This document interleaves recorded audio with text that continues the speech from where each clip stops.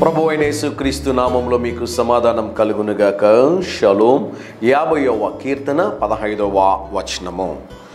నేను నిన్ను విడిపించెదను, నీవు నన్ను మహిమపరచెదవు. దేవుని నామానికి స్తోత్రం కలుగునుగాక. జాగ్రత్తగా గమనించండి ప్రియులారా, 2 మాటలు జ్ఞాపకం చేస్తున్నాను ఉదయకాల సమయంలో. ఎందుకంటే ఇది 2 నిమిషాల సందేశం కాబట్టి అందరూ బిజీ కదండి, దేవుని వాక్యం వినడానికి సమయం లేదు. అయితే దయచేసి ఈ 2 నిమిషాల సందేశాన్ని ఉదయకాల సమయంలో నిద్రలేచిన వెంటనే త్వరగా మీరు ఆలకించవలసిందిగా మనవి చేస్తున్నాను. మొదటి మాట జ్ఞాపకం చేస్తాను చూడండి. నేను నిన్ను విడిపించెదను. మనల్ని విడిపించేటటువంటి దేవుడు ఉన్నారు.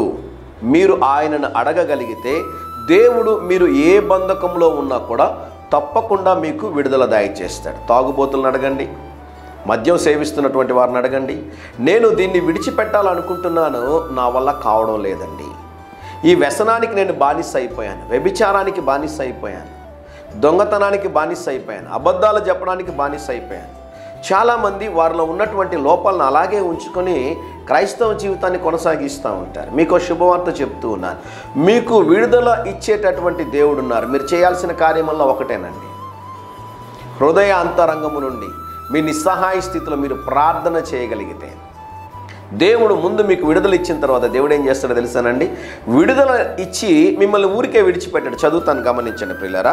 నీవు నన్ను మహిమపరచెదవు. మీ జీవితాన్ని సాక్షికరంగా దేవుడు చేస్తాడు. ఆయన్ని మహిమపరిచేలాగా అనేకుల మధ్యలో దేవుడు చేసిన అద్భుతమును మీరు ప్రచురము చేయు నిమిత్తము దేవుడు మిమ్మల్ని హెచ్చిస్తాడని దేవుని సేవకుడిగా తెలియజేస్తా ఉన్నాను. ఈ ఉదయకాల సమయంలో మీరు మొరపెట్టితే మీ మొరను ఆలకించి మీకు విడుదలనిచ్చేటటువంటి దేవుడు ఉన్నాడు. చదువుతాను చూడండి. నేను నిన్ను విడిపించెదను. ఏ బంధకంలో ఉన్నా కూడా మీరు ప్రార్థన చేయగలిగితే దేవుడు మిమ్మల్ని విడిపించి మీ ద్వారా ఆయన నామమును మహిమపరచుకోబోతున్నారు. ఏ బలహీనత ఉన్న దేవుని సన్నిధిలో ఉంచండి. ఉదయకాల సమయంలో ప్రార్థన చేస్తాను. ధైర్యంగా ఈ దినాన్ని ఎదుర్కోండి. దేవుని సన్నిధి మీకు తోడుగా వచ్చునుగాక. ప్రియ పరలోకపు తండ్రి, ఈ ఉదయకాల సమయంలో మా ప్రియులు ఏ బంధకములో ఉన్నా కూడా ప్రభువా, ఇప్పుడే యేసు నామములో విడుదల దయచేయమని ప్రార్థిస్తున్నాను. నాయన, వారి ద్వారా మీ నామమునకు మహిమ తెచ్చుకోమని యేసుక్రీస్తు నామములో అడిగి వేడుకొనుచున్నాము తండ్రి. Amen, amen.